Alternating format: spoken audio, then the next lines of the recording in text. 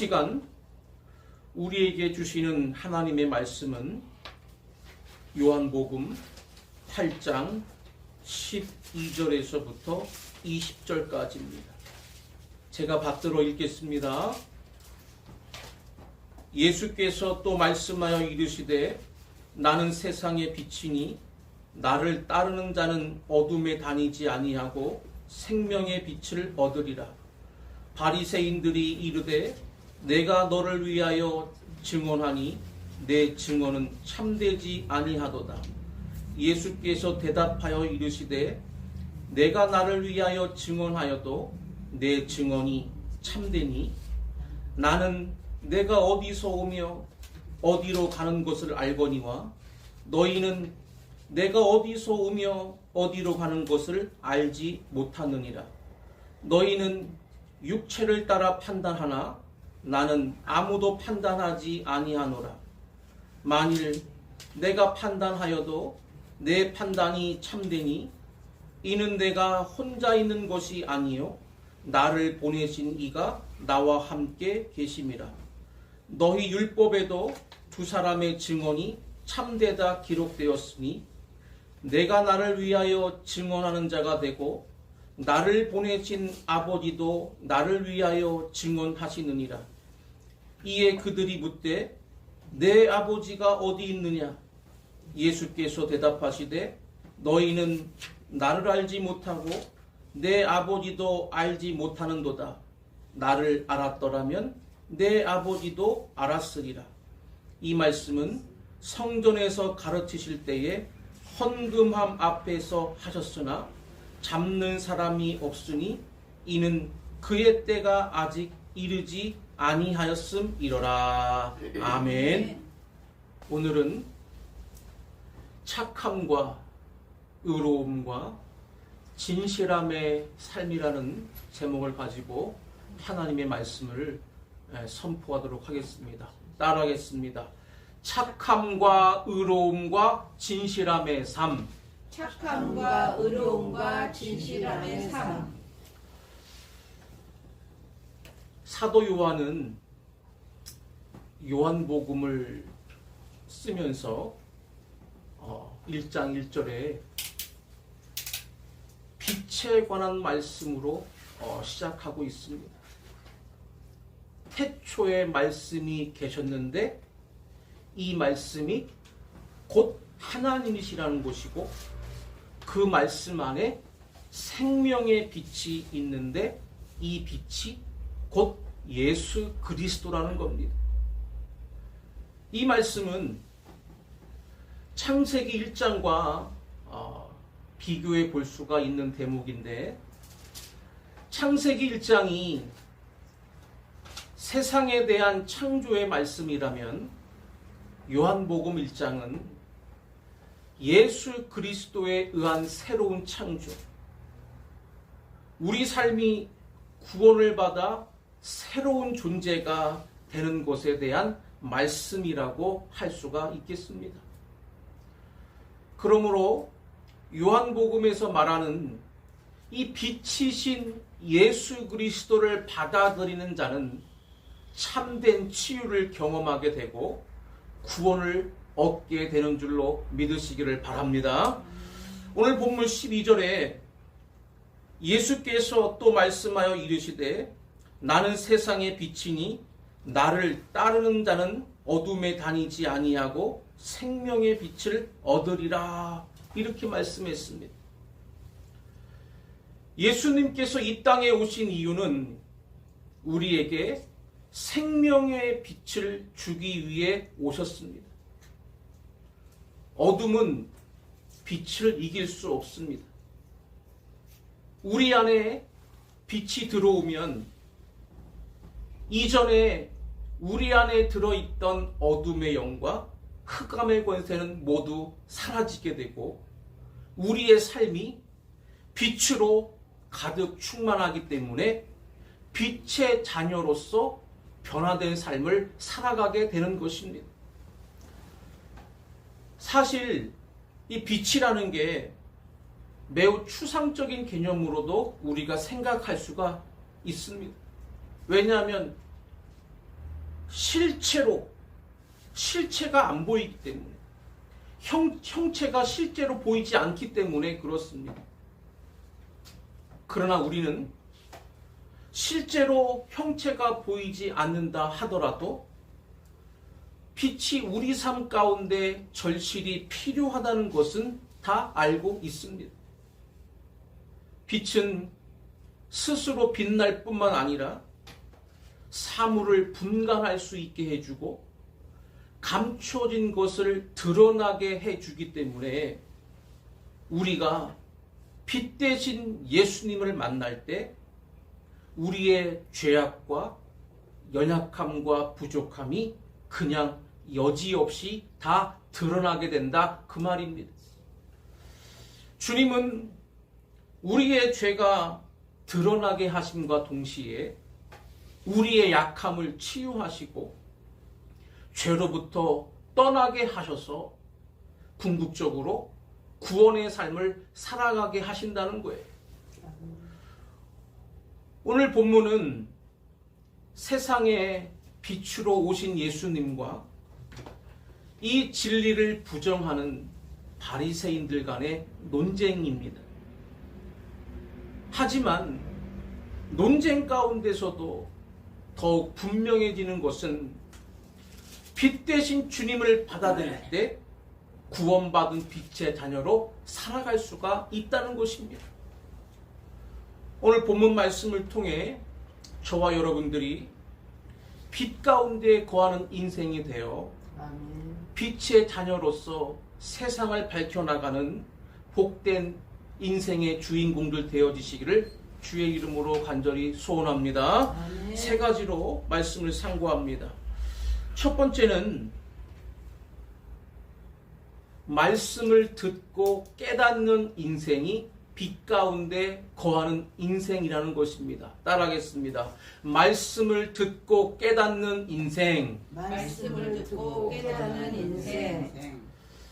예수님 당시에 세례 요한이 빛으로 오신 예수 그리스도에 대해 증언해도 바리새인들은 전혀 듣지를 않았습니다. 예수님께서 본인 스스로 나는 세상의 빛이다 라고 선포하셨음에도 그것을 진리로 받아들이는 자도 하나도 없었고 오히려 그 말씀을 가지고 논쟁거리로 만든 사람들이 바로 누구냐? 바리새인들이었다는 거예요. 오늘날 우리들이 살아가는 이 현실을 한번 볼까요? 올바른 주장을 누군가가 할 때, 맞는 말을 할 때 그거를 받아들이지 않으려고 하는 사람들이 분명 있다는 거예요. 상대방의 주장에 대해서 반론조차 제기하지도 못하면서 그냥 그 상대방의 말에 어느 한 부분 꼬투리 붙잡고 물고 늘어지는 사람들이 얼마나 많습니까? 아주 심보가 나쁘고 고약한 거지요. 오늘 본문에 바리새인들도 여전히 깨닫지를 못했고 예수님을 받아들이지를 않았다는 것입니다. 13절에 바리새인들이 이르되 내가 너를 위하여 증언하니 내 증언은 참되지 아니하도다 그랬습니다. 예수님이 말씀하신 건 진리를 말씀하신 건데 오히려 그 진리를 부정하는 너희들의 그 말은 참되지 않다고 예수님께서 이렇게 반박하신 거죠. 받아들이지를 않는다면 왜 받아들이지를 못하는지 정확한 이유를 대는 것도 아니고 그냥 아무 이유 없이 그냥 받아들이지 않기로 작정했다 그 말입니다. 본문 18절에 예수님께서 얼마나 답답하시고 안타까우셨으면 이렇게 말씀하셨겠어요? 나를 보내신 아버지도 나를 위하여 증언하시느니라. 이렇게 말씀하실 때 이 바리새인들이 19절에 이어서 뭐라 그래요? 내 아버지가 어디 있느냐? 이렇게 되묻습니다. 영어 성경에 보면 예수님은 아버지에 대해서 대문자를 써서 Father, 아버지라는 단어의 영어 Father, F를 대문자를 써요. 즉 하나님을 말씀하고 계시는 것이요. 근데 오히려 바리새인들은 그 아버지라는 단어를 소문자를 써가지고 육신적인 아버지를 말한다. 이렇게 얘기하는 거예요. 여전히 예수님의 진리가 귀에 들려오지 않고 받아들이지를 못하기 때문에 자기 자신들의 갇혀있는 지혜와 지식의 한계 안에 늘 머무르며 살아갈 수밖에 없었다는 거예요. 한마디로 무지한 거지요. 무지하면 좀 다른 사람의 말을 좀 경청하고 듣고 깨달아야 되는데 이 무지한 사람들은요 상대방의 말을 전혀 듣지를 않아요. 자기 고집대로 하려고 그러고 자기 뜻대로 하려고 그러고 자기 생각과 계획대로만 나가려고 하다 보니까 결과는 뭐예요? 실패로 끝나는 경우가 얼마나 많습니까? 그렇다 보니 오늘 우리들이 살아가는 현실도 얼마나 어둠 같은 세상이에요. 이렇게 예배에 나와서 우리가 하나님께 은혜를 받고 기쁨으로 충만함을 덧입고 이제 세상 속으로 나가면 우리의 또 죄의 본성이 들쑥들쑥 얼마나 또 튀어나와요. 그걸 잠재워야 되는데 그 잠재울 수 있는 방법은 뭐예요? 날마다 하나님 안에 거하고 영적으로 깨어서 기도할 때 그 은혜가 내 삶에 머물러 있기 때문에 내 죄의 본성이 자꾸 올라와도 이게 자꾸 가라앉는다는 것이. 근데 우리가 그렇지를 못하다 보니까 세상에 파묻혀서 세상이 이렇게 하라고 하면 이렇게 하고 사람들이 이렇게 따르라고 그러면 따르라고 하고 무엇이 중심이고 무엇이 진리이고 무엇이 옳은 길인지 방황하고 있다 그 말입니다. 그래서 세상은 어둠이고요. 자기 자신이 마치 최고인 것처럼 착각하고요. 자기 말이 올바른 결정인 것처럼 합리화시키는 것에 익숙해져 있다 그 말입니다. 우리들도 마찬가지입니다. 우리가 하나님의 은혜의 자리에서 은혜를 받는 길에서 머물러 있어야지 은혜의 자리에서 떠나 있다면 우리는 진리를 깨닫지도 못하게 되고 받아들이지도 못하며 하나님의 말씀보다 내 주장만을 앞세우며 살아갈 수가 있다는 거예요. 우리가 이 점을 항상 염두에 두고 늘 믿음의 사람들로 온전히 굳게 서 나가야 된다는 것을 꼭 깨달으시기를 바랍니다. 이렇게 진리를 깨닫지를 못하고 받아들이지도 못하고 자기 주장만 내세우면 이런 사람들의 삶이 뭐라?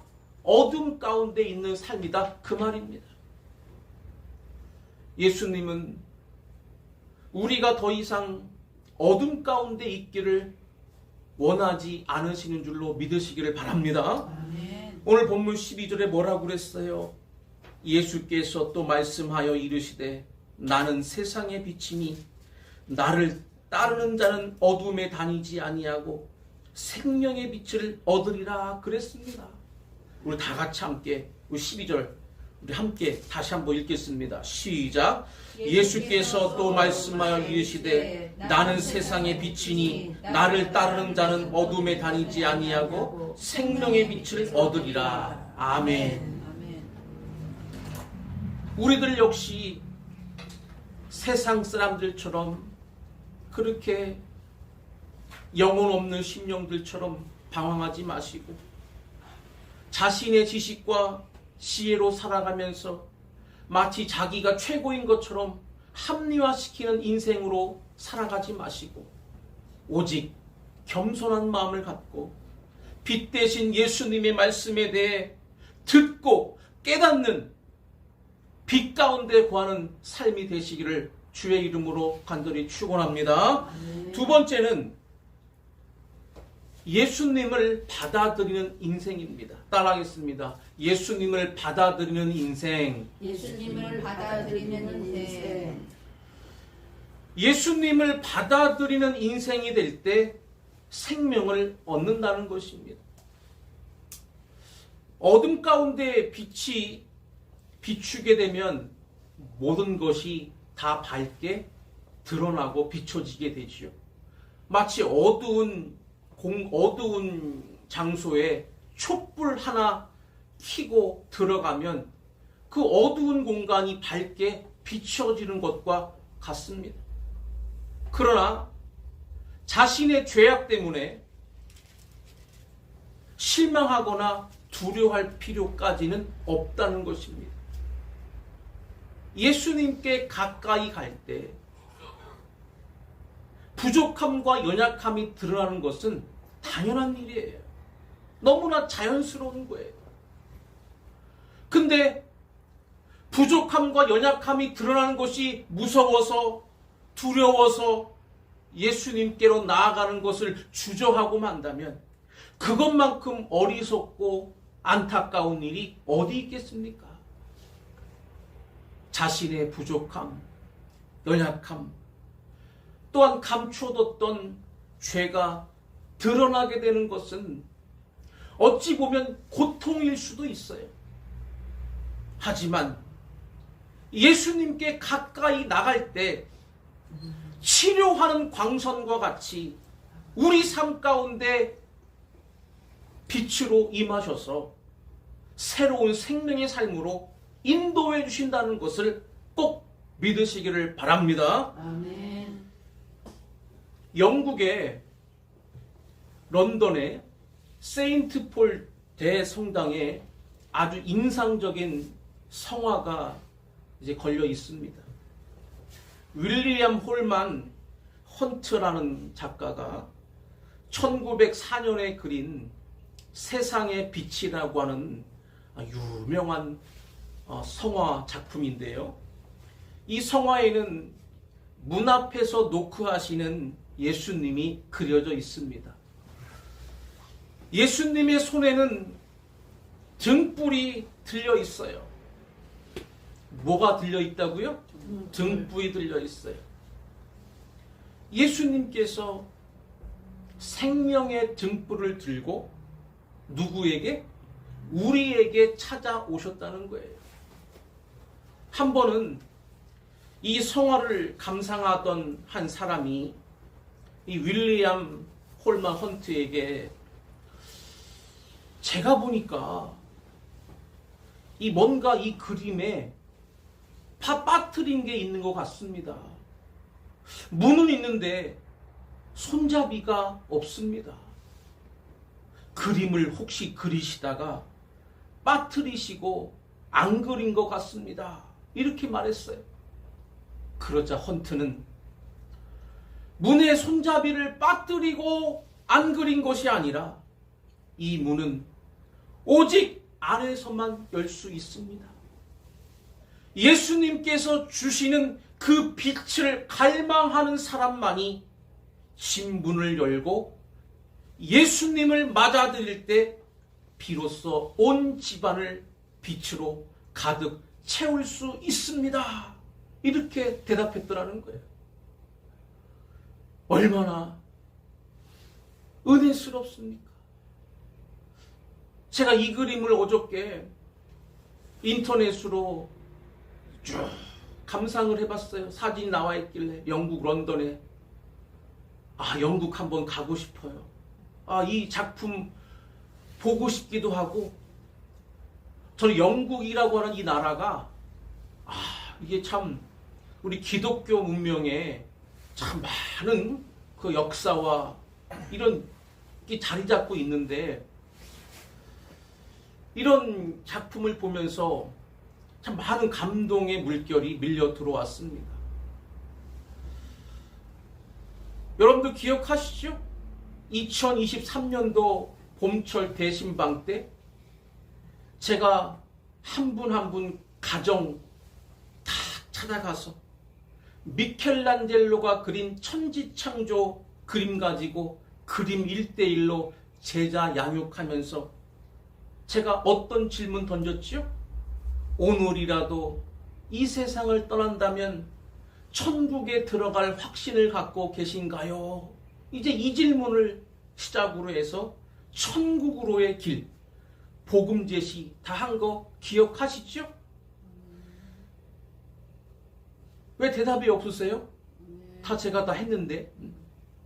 인간은 누구나 다 천국의 삶을 살기를 원합니다. 지옥의 삶을 살기를 원하는 사람 이 지구상에 단 한 사람도 없어요. 그렇다 보니 천국의 삶을 원하다 보니 사람들이 이 저주와 불행을 해결하고 천국을 회복하려고 얼마나 많은 수고와 노력을 합니까? 선행을 많이 하면 행복할 거라고 생각하고, 지식이 많으면 인간의 문제가 해결될 거라고 생각하고, 또 연약한 부족한 유한한 인간들이 무한한 신을 찾아가려고 노력하다 보니 어떠한 형상을 만들어 놓고 그것을 의지하고 신으로 믿고 섬깁니다. 이것이 우상숭배이고 미신인 것도 모르면서 말이죠. 근데 우리가 정확히 알아야 할 것은 뭐냐? 기독교는 이런 의미에서 종교가 아니라는 거예요. 기독교는 유한한 우리가 하나님을 찾아간 것이 아니라 무한하신 하나님이 우리를 찾아와 주신 것입니다. 아멘. 또 사람들이 물질이 많으면 행복할 거라고 생각하지만 아니라는 거지요.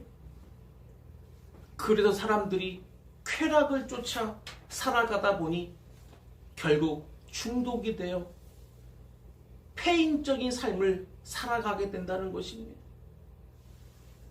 이처럼 인간들이 천국을 누리기 위해서, 천국의 삶을 살기 위해서 이렇게 갖가지 노력을 다 해보지만 어떻게 됐다고요? 다 실패로 돌아갔다 그 말이에요. 노력을 하면 할수록 뭔가 얻어져야 되는데, 성취가 되어져야 되는데 그렇지를 못하고 더 깊은 물속으로 빠져들어가서 스스로의 힘 가지고는 도저히 빠져나올 수 없는, 소망이 끊어진 것 같은 그런 상황이 되고 말았다는 거예요. 이러한 우리들을 보고 하나님께서 구원자 예수 그리스도를 우리에게 보내주신 줄로 믿습니다. 아멘. 예수님이 물에 빠져서 지금 허우적대고 있는 이 소망 없이 방황하며 절망 가운데로 치닫고 있는 영혼들을 향해서 그냥 밧줄 하나 툭 던져주고 너희들 힘 가지고 한번 나와봐라, 이렇게 무심하게 한 것이 아니라 예수 그리스도께서 직접 물속으로 뛰어들어오신 이유가 뭐야? 단 한 가지라는 거예요. 바로 우리를 사랑하시기 때문인 줄로 믿으시기를 바랍니다. 요한계시록 3장 20절에 볼지어다 내가 문 밖에 서서 두드리노니 누구든지 내 음성을 듣고 문을 열면 내가 그에게로 들어가 그와 더불어 먹고 그는 나와 더불어 먹으리라. 아멘. 여기서 문은 내 마음의 문, 인생의 문을 말하는 거예요.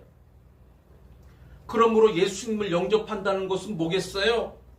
예수님께 내 마음의 문, 내 인생의 문을 열어드리는 거예요.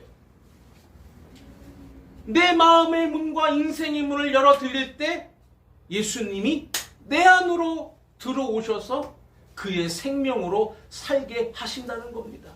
믿으시면 아멘 합시다. 요한복음 5장 24절에 내가 진실로 진실로 너희에게 이르노니 내 말을 듣고 또 나 보내신 이를 믿는 자는 영생을 얻었고 심판에 이르지 아니하나니 사망에서 생명으로 옮겼느니라. 아멘. 예수님을 믿는 즉시 우리는 영생을 얻고 심판에 이르지 아니하며 사망에서 생명으로 옮겨졌다는 것. 이 귀한 사실 꼭 믿으시기를 바랍니다. 이것이 바로 구원의 길이라는 거예요. 오직 예수님만이 하나님께로 가는 유일한 길이라는 것을 꼭 명심하고 살아가시기를 바랍니다. 이미 예수님께서 세상의 빛으로 오셨죠. 또 복음도 이미 선포가 되었습니다. 등불을 들고 우리의 삶을 두드리시는 예수님을 내 마음에 모셔드릴 때 어둠 가운데 있던 인생도 생명의 빛으로 가득 차게 된다는 거 꼭 믿으시기 바랍니다. 마지막 세 번째는 빛의 자녀로 거듭나는 인생입니다. 따라하겠습니다. 빛의 자녀로 거듭나는 인생. 빛의 자녀로 거듭나는 인생. 하나님께서는 예수 그리스도를 영접한 사람들에게 하나님의 자녀가 되는 권세를 주셨죠. 에베소서 5장 8절과 9절에 보면 예수 그리스도를 영접하고 하나님의 자녀된 자들에게 뭐라고 말씀하셨냐? 너희가 전에는 어둠이더니 이제는 주 안에서 빛이라. 빛의 자녀들처럼 행하라. 이렇게 말씀하고 있고요. 또 이어서 9절에 빛의 열매는 모든 착함과 의로움과 진실함에 있느니라. 이렇게 말씀했습니다. 착함은 사람들과의 관계에서 온유하고 선한 마음이에요. 하나님의 사람들은 무엇보다 너그럽고 온유해야 되고요. 이기적이지 않고 헌신적이고 봉사적인 삶을 살아야 됩니다. 이것이 착함이고 빛의 열매라는 거예요. 의로움은 하나님 앞에서 의롭다고 인정받는 삶이에요. 본래 의롭다라는 말의 그 어원은 하나님과의 관계가 바르다라는 뜻이에요. 하나님과의 관계가 바르니까 하나님 앞에서도 의롭다라고 인정받는 거잖아요. 그래서 믿음의 사람들은, 우리 그리스도인들은 모든 관계에 있어서도 하나님을 먼저 생각해야 됩니다. 내 결정이 옳은 것인지, 내가 무엇을 선택하고 판단을 내릴 때에 이 판단과 선택이 가장 옳은 것인지, 최선의 선택을 위해 기도하는 가운데 내린 결정인지를 날마다 하나님께 묻고 기도하면서 나아가야 한다는 거예요. 잘못 판단하게 되면, 어긋난 판단을 하게 되면 돌이킬 수가 없기 때문에 그렇습니다. 하나님의 살아계심을 믿는 우리 그리스도인들은 무엇보다 진실해야지 이중적이고 음흉한 사람이 돼서는 절대 안 된다는 거예요. 여러분들 음흉하다는 거 단어 뜻 아시죠?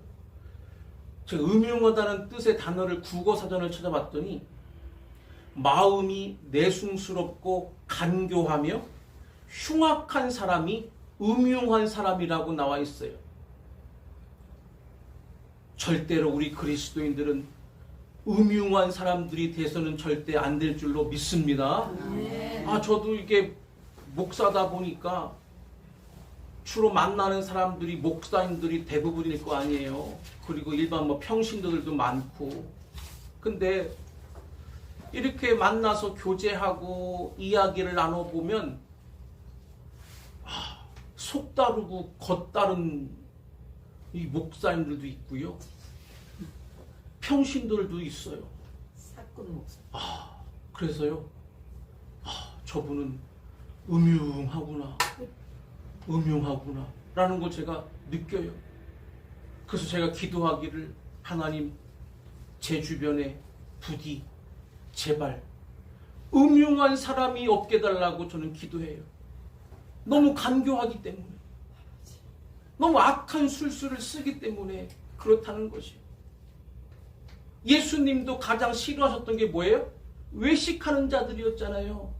외식하는 자, 이중플레이하는 자들, 진실되지 않은 마음의 상태로 그 남을 이렇게 악하게 하는 사람들, 외식하는 자들을 제일 싫어하시고 경계하셨던 이유가 바로 그 이유거든요.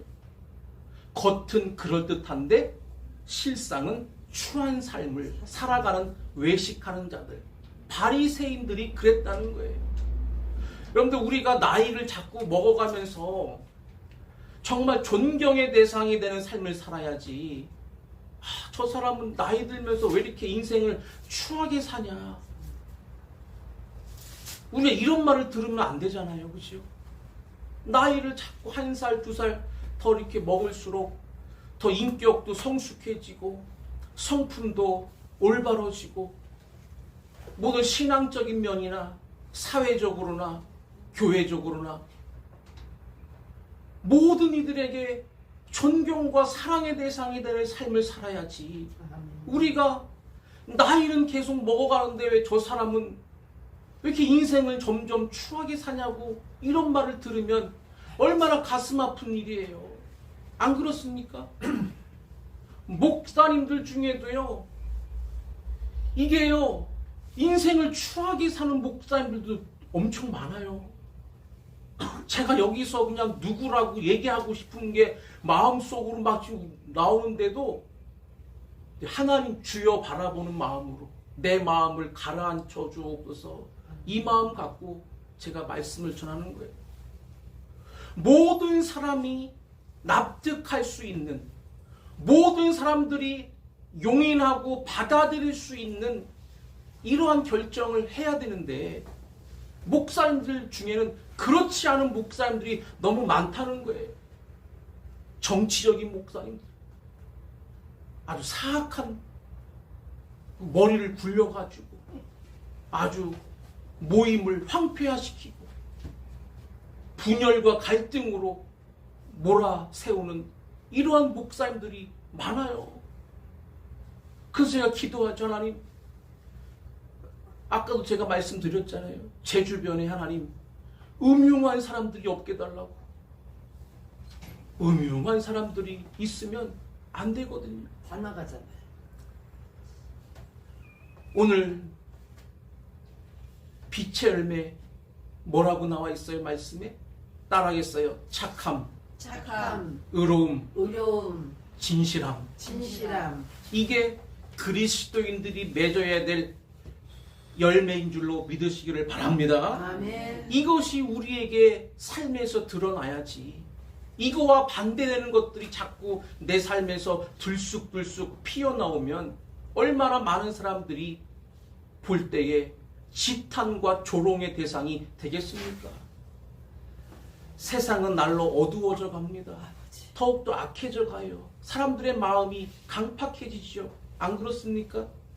좀 배려심도 자꾸 없어지는 것 같고, 남을 돌보고자 하는 마음도 없고, 자기밖에 몰라요. 아주 이기심으로 가득 차 있는 게 오늘날의 세상이 아닌가 싶습니다. 그래서 때론 그런 모습 볼 때 우리의 마음이 어둡고 또 침침할 때도 있지만, 우리에게 뭐만 있으면, 생명의 빛만 있으면 이 어둠은 그렇게 어두운 무서운 상대가 아니라는 것을 꼭 깨달으시기를 바랍니다. 아멘. 물리치면 되는 거잖아요. 그죠? 아멘.